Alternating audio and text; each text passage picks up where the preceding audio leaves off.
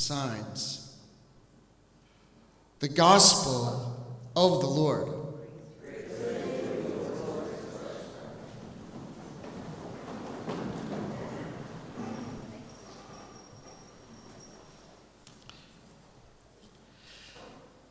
For the past several weeks, we have been preparing in many ways through our bulletin and the emails and the weekly gallery to present the commitment weekend for the Heart of a Shepherd appeal for the Diocese of Cleveland, specifically the seminary and a few other things.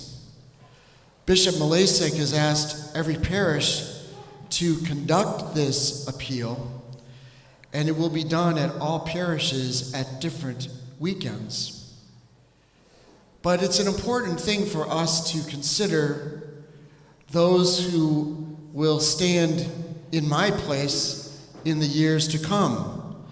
Maybe not for a while, but one of these days there will be another priest here, and we hope that that person will have had the best training that could possibly be provided. This appeal is being facilitated through the Catholic Community Foundation. And the Director of Development of the Catholic Community Foundation is actually here with us today, Bob Hickey. Bob, would you mind standing up and waving everybody?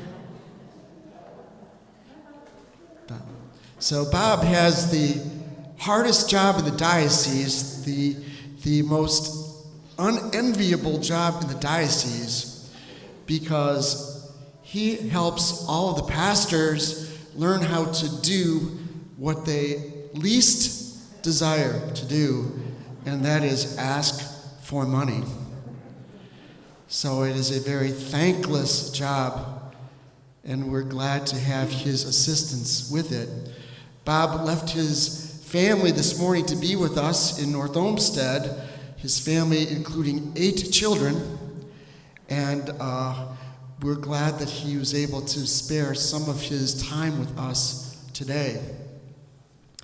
Bob and I have been friends for a long time, and one of the really cool things about him is he is the closest person to knowing a saint that I know, because his godfather is Father Michael Judge, known as the Saint of 9/11. And Father Judge was the very first person to perish on that day. And I always feel very close to sanctity because of that whenever Bob visits us. If we were to read further into the book of the Acts of the Apostles, we would see that even Peter and Paul had to raise funds for the church. In fact, we could read about a very generous woman, Lydia, who was a merchant.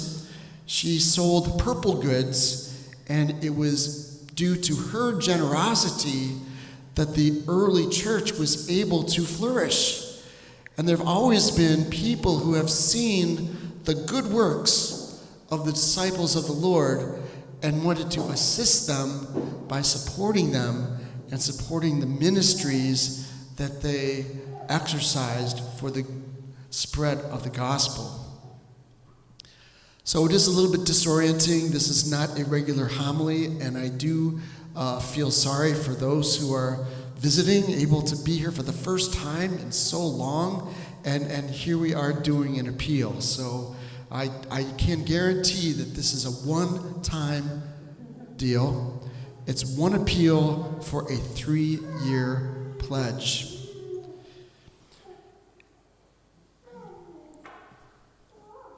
There are many people who do the work of the church. It includes people like our parish staff, people like Bob in the ministry of development, people like Darlene, our pastoral associate, and before her, Laura Peltz.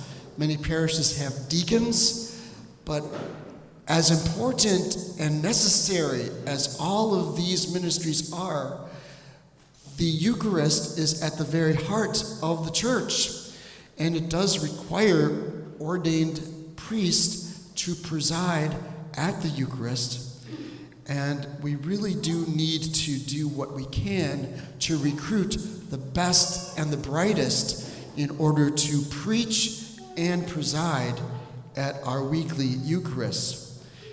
Statistically speaking, it is most likely that the person who will be the next pastor of St. Victor is in the seminary right now.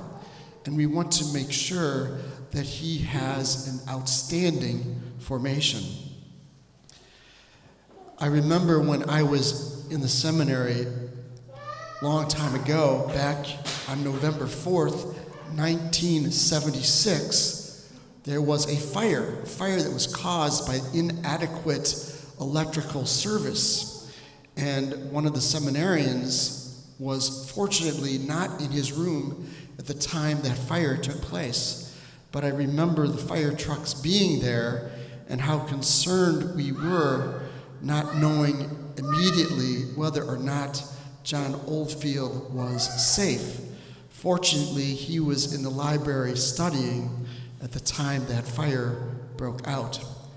And even to this day, those 70-year-old wires are still there in the walls of the seminary.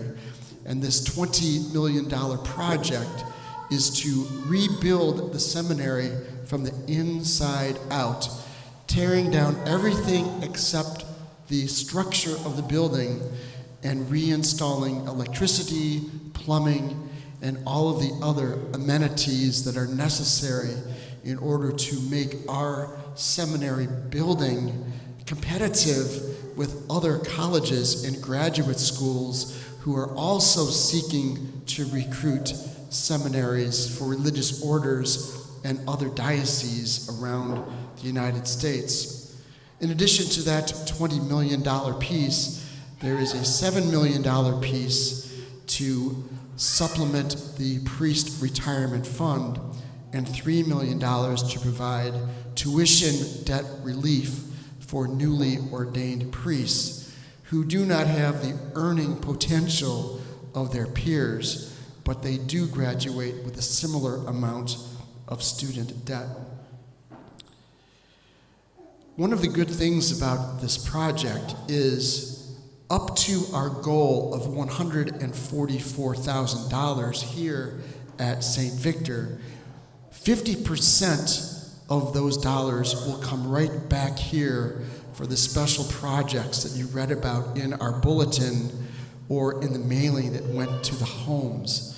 Things like replacing the roof of this building, repaving the parking lot, replacing the HVAC equipment that is so expensive, and all of the other things that you may have read about in the mailing that went to the houses. So up to our pledge, up to our goal of $144,000, half of that will be coming back to our parish.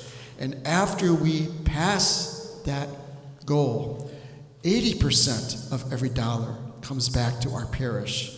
So if we do the same as we did for the 2012 Rooted in Faith appeal, we will be covered for special projects for many, many years, well through the middle of this decade, if not further than that. That 50% split and the 80% split after goal is very attractive to all of our parishes. So now what we're going to do is we're going to do as we always do, go through it step by step, and Bob will back me up on this, that the experts say we need to take the time to take everybody through the pledge card line by line in order to make sure everyone has time to participate. So if you could pass an envelope at the ends of the pews to everybody that is here, one per household, I would appreciate that. And also, there are many of these in the gathering room. So sitting in the gathering room is not an excuse, I'm afraid. There are plenty of envelopes back there. So if you take out your card, like here's my card here, and let's do this line by line. So first I'm going to put down St. Victor. Now if you're visiting from another parish, for instance, St. Angela's, you can put St. Angela's on here and it will be routed correctly. And has St. Angela's done this yet? They're later, right? In the fall? In the fall. So you could do it now, get it over with, right? So St. Angela's is, or St. Hilary, or wherever you're from, that's right. My friends, the Kupasamis, you could put in St. Hilary. If you wish, you could do that. So then the city, in our case, it's Richfield. Then your name. Please put your own name, not somebody else's.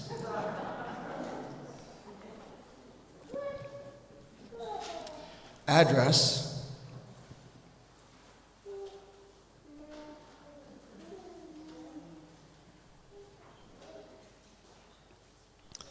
Then city.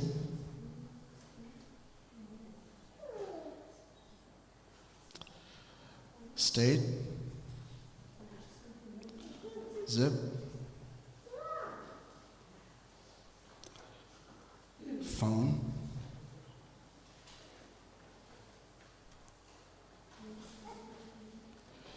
And email.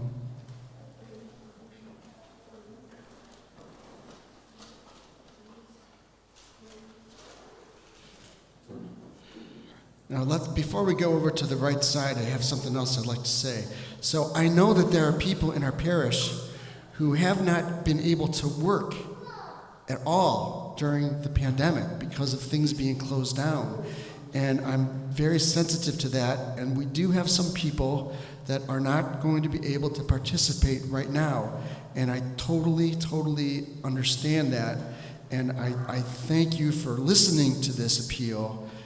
Maybe at some time in the future you might be able to, but if not, that's totally understandable. We do need to be aware that some people are really having great difficulty at this time. So let's go over to the other side, and there's various choices here. Yes means you are going to make a pledge today. Actually, at the last Mass, there are 35 additional pledges that were made at the last Mass. 35 total. Our total pledge so far is $76,000 for 36 pledges, which is really quite remarkable. And actually, that does not include the Mass this morning. So we're probably beyond our goal almost immediately. And the rest will be 80% back to St. Victor. So amen means I've already made my pledge. Blessed is for the people who would like to increase an existing pledge. Praying means is another way of saying I'm thinking about it. And no means I am unable to participate. And I really particularly thank those folks for their patience in listening to this today, because it must be painful hearing something about something that they'd like to do but are not able to do right now. Okay, so let's move down to the next part. It's basically doing the math on how you would like to make your pledge. I think that's fairly obvious. So Bob Hickey, did I forget anything? Anything? Okay. And I do want to assure everyone that this is fully endorsed and recommended by Bishop Malasik. This is something the whole diocese is doing because it will help our seminarians. It will also help our parishes because of the generous rebates to the parishes. And I really do want to thank everyone for their time today. So because of our procedures, we're not having a collection basket passed around, but these would go in the basket at the back of the church at the end of Mass today. And I'll remind everyone at that time, and if I forget, Bob can remind me to remind you. Thank you.